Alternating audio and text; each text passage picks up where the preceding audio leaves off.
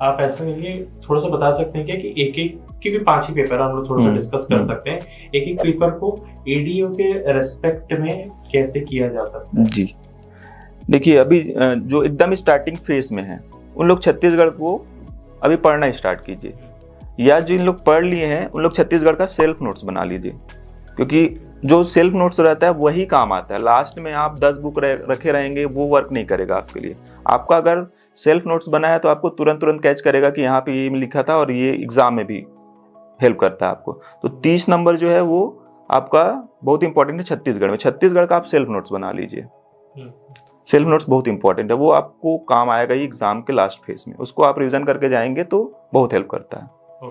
और उसके बाद आता है पंचायती राज। तो पंचायती राज के लिए आप अधिनियम लीजिए, नरूला की बुक आती है, या छत्तीसगढ़ पंचायती राज अधिनियम की, जो छत्तीसगढ़ शासन से निकलता है, उसकी बुक ले लीजिए। और उसका भी, उसको पढ़ के पहले पढ़ लीजिए नॉर्मली, और उसके बाद फिर उसको अपना सेल्फ नोट्स बना लीजिए, क्या क्या इंपॉर्टेंट्स है उसमें। और इस प्रकार से ये पंचायती राज को आप पढ़िएगा जितने भी स्टूडेंट्स हैं। फिर आपका जो आता है हिंदी। हिंदी के लिए मैं बोलूँगा कि लूसेंट पर्याप्त है। लूसेंट जो है आपका, जो हिंदी के स्पेसिफिक लूसेंट आता है, लूसेंट से पढ़ लीजिए। और लूसेंट अगर हो जाता है तो दूसरा आप प्रीफर कर सकते हैं, लेकिन लूसेंट पर्याप्त रहता है हिंदी के लिए।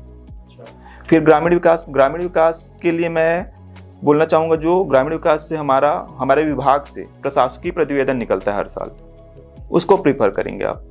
प्रशासकीय प्रतिवेदन में पूरी योजनाएं दी रहती हैं, जितना हमारा पंचायत एवं ग्रामीण विकास में चल रहा है उतना जो है सफिशिएंट रहता है।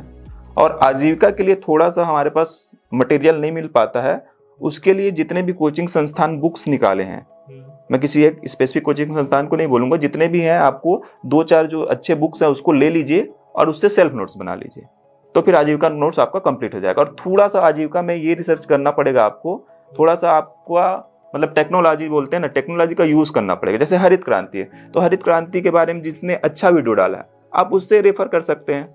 श्वेत क्रांति है, जो फ्लड